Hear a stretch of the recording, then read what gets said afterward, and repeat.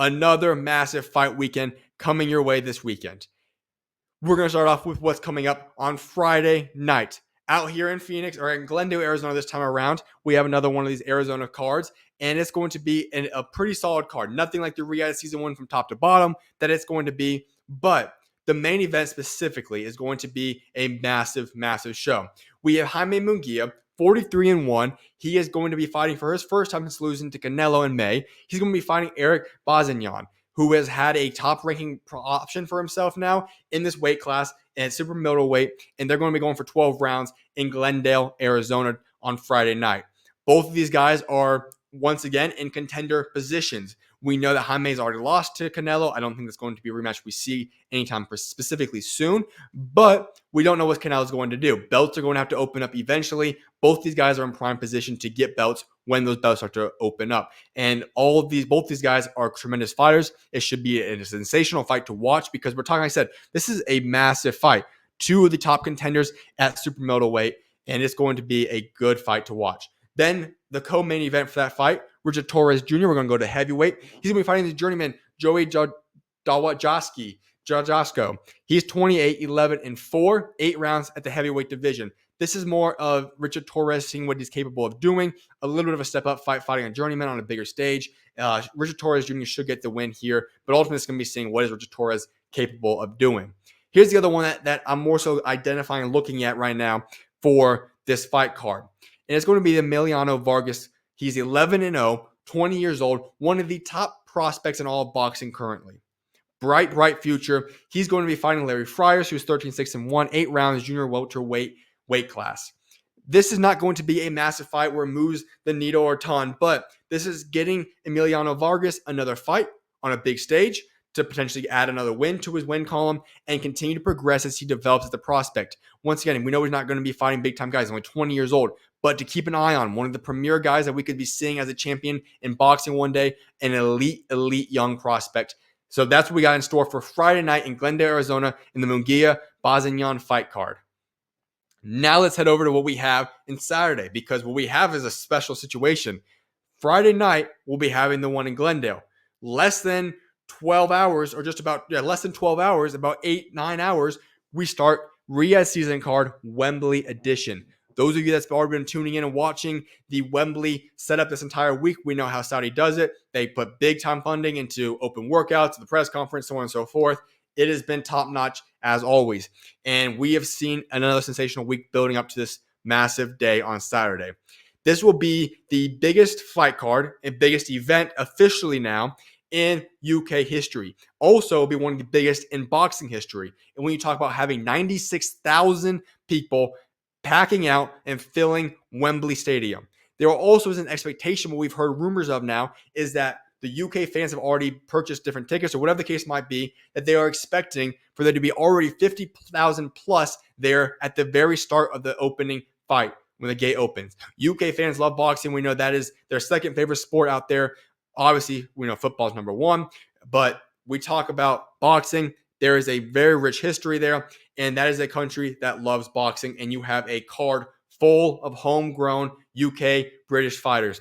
So we're going to get into that card right now because it's going to be a spectacular card, really sensational from top to bottom.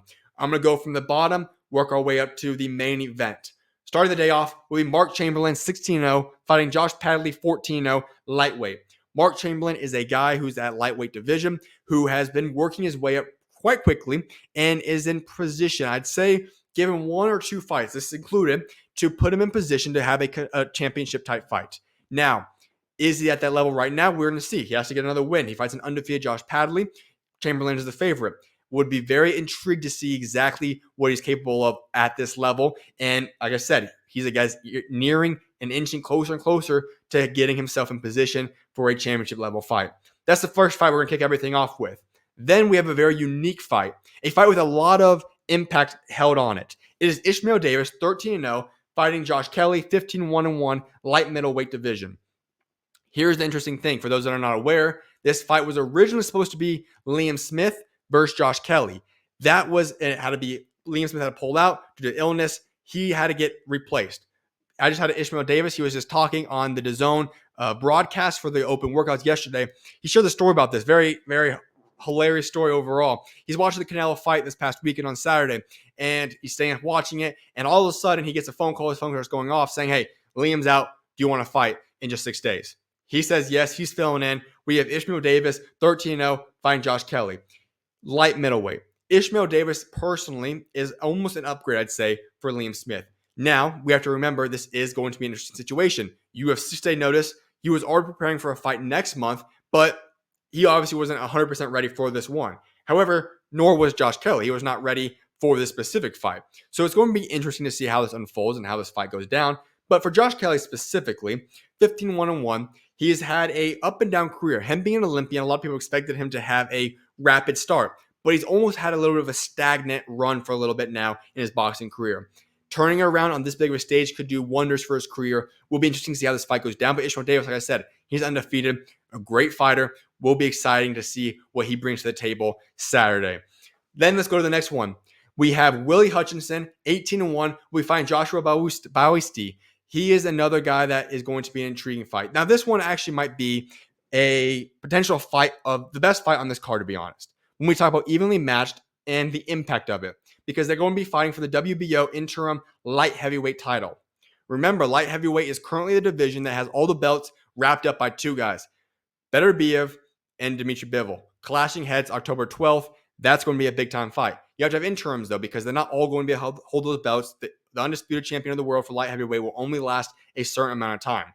These guys will be fighting for one of the interim ones, and it will be a massive fight. But I think the bigger picture here is that not only is that the case, but Willy Hutchinson and Joshua Buatsi is going to be a fight that we see potentially give them the opportunity to go and fight the winner of Bivol or Beterbiev. Both of these guys have impressive careers. Buatsi 18-0, Willy Hutchinson 18-1. Entertaining build-up for this fight. We look at what Willy Hutchinson has. He is box office. He's a guy that, when you reflect on his career, he has skyrocketed in recent years. He has gone from a guy that nobody really talked about to being a premier player in the light heavyweight division. He is entertaining. He fights a very interesting style. He is trash talks a lot. Very hard to miss that. Now, Buatsi is a guy that is also entertaining, has not yet lost in his career. This is a fight, I said, a lot of stuff is on the line for this one. Very evenly matched, and a fight that could potentially be the fight of the night right there in this one. We go up to the next fight then. Anthony Cacace, 22-1. We find Josh Warrington, 31-3-1. They will not be fighting for the IBF super featherweight title. Originally, that was planned. And then, for whatever reason, and there's been a lot of controversy and a lot of people against this, the IBF organization decided to strip the fact that the belt can be on the line for this fight. I guess you can understand where they're coming from. Supposedly, they have a ranking system in place, and Warrington doesn't meet their rankings, and so they decided to pull it from it. To be honest, is exactly wraps up why boxing has been, as we just got done talking about, in a bad position for so long. These organizations have caused lots of issues, and this is another one. Had they said this from the beginning, A-okay. But the fact that they did this a week before the fight occurs, and then they let these guys know that the belt's no longer on the line is ridiculous. That being said, the fight is still going to occur, just not for the belts. And it should be a massive, massive fight. Josh Warrington, everybody knows, has been a fighter that's had massive, massive fights in Britain for a long, long time. He's a big name fighter. And Cacace, he's a guy that has just came off of a massive performance earlier this year where he put on a show and earned the IBF title. So this is going to be a big fight to see unfold, and I'm excited to see how that goes down. Has a chance to be another sensational fight, a British champion, and you also have a champion for the IBF super featherweight title. A massive fight right there. Then let's go to the co-main event. This one is interesting here. We have Hamzah Sheeraz, 20-0, fighting Tyler Denny, 19-2-3. Here's the story behind this, though. Let's go into Tyler Denny first. Tyler Denny is a guy that had to work his way up, a very, very untraditional way to get developed into where he's at in boxing now. He was not always the guy that was going to be bound to be fighting at Wembley Stadium as a co-main event in front of 96,000 people.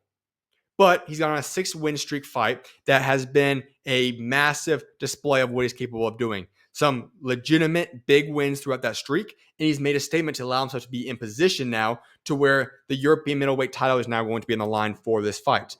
That is going to be something to keep an eye on, but he is the underdog in the situation because you're going up against a guy in Hamzah Sheeraz at the middleweight division who is a problem.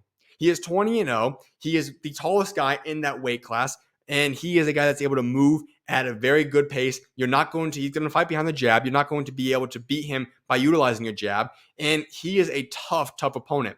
You look at a guy in Emma Williams, who you consider was maybe a 50-50-ish fight just about on June 1st before the fight happened. We go out there and it's a complete beatdown on Emma Williams.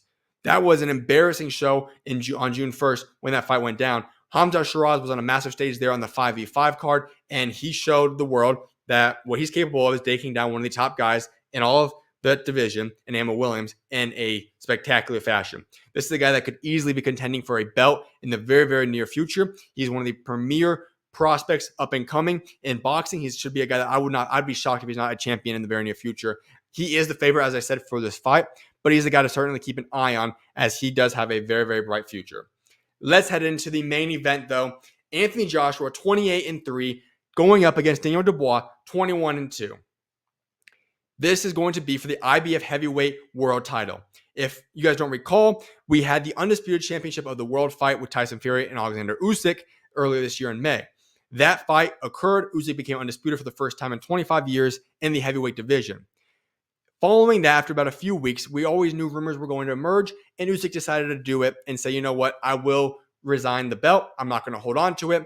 I'm going to give it up because it's just not going to work out. Sure, he could have kept it and maybe fought in a legal battle to keep it for the Tyson Fury fight. That's not what ends up occurring, and he did so to allow this fight to occur, because this fight is now for one of the heavyweight championship belts.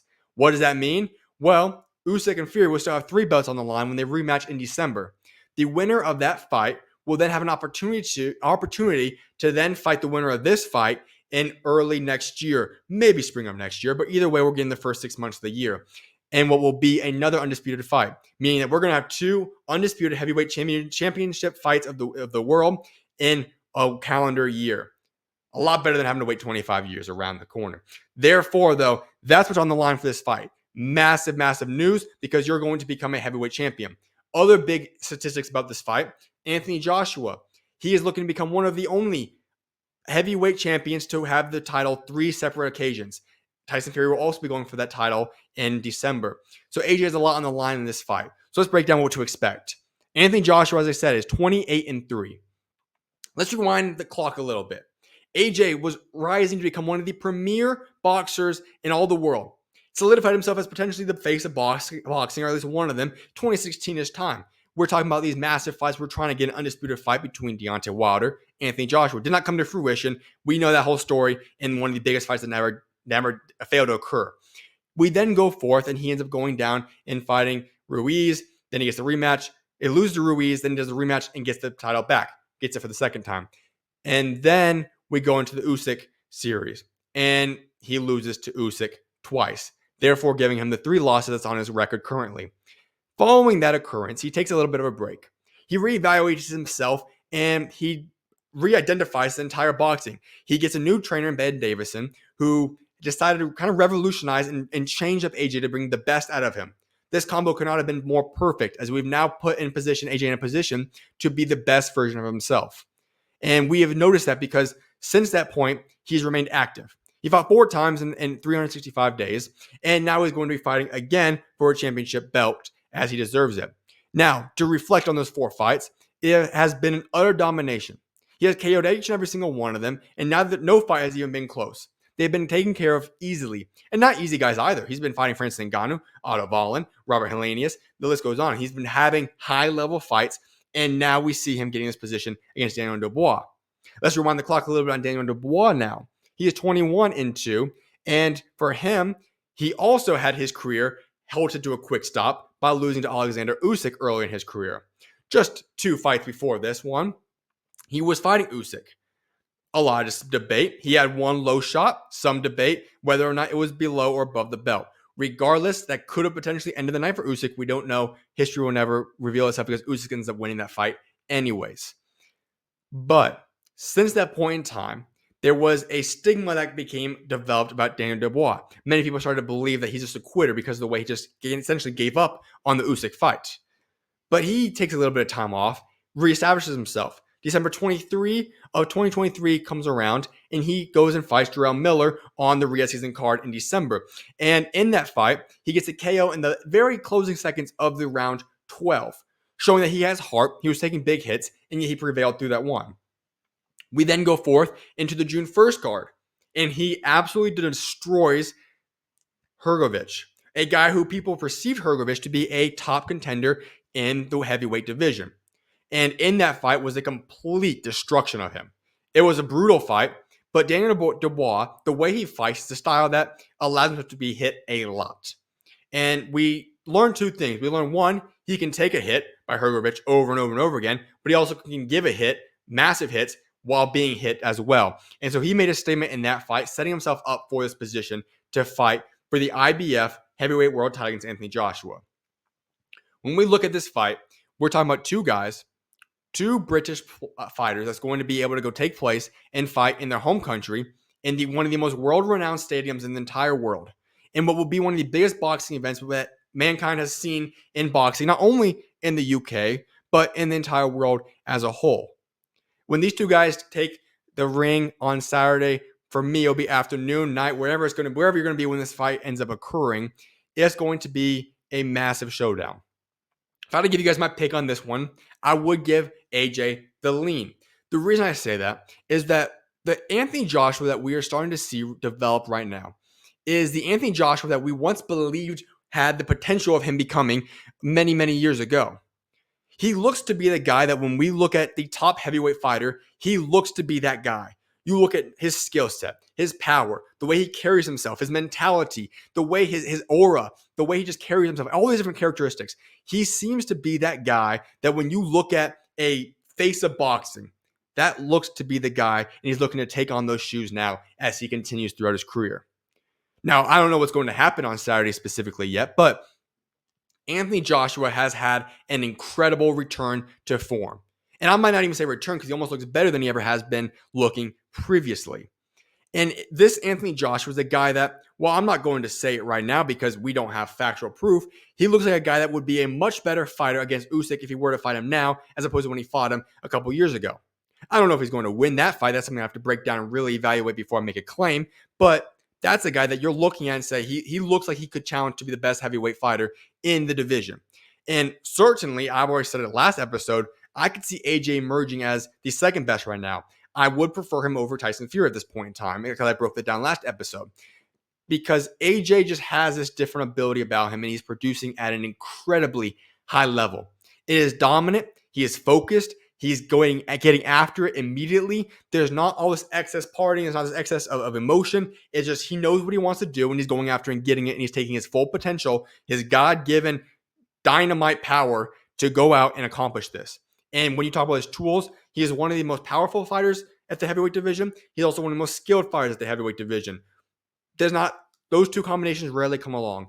And when you talk about his future, this is not a guy that I would be shocked to see possibly go on a run where he becomes undisputed next year and then holds those belts for however long he wants to hold undisputed champion of the world until he decides to walk away from boxing. This is going to be a massive fight. Anthony Joshua could solidify himself as potentially the face of boxing. Canelo Alvarez is certainly there. And personally, just a sidetrack note on that. Canelo Alvarez, in my opinion, when you break it down, these two guys really are probably the two biggest faces of boxing. I think when you talk about Canelo, the Americas, he's the face of boxing there. Talk about UK, Europe, and whatnot, AJ is the face of boxing out there. That being said, though, AJ has a chance to solidify himself as one, if not the face of boxing. He is that spectacular, and it will be a special, special day on Saturday of fights as well as Friday night in Glendale, Arizona.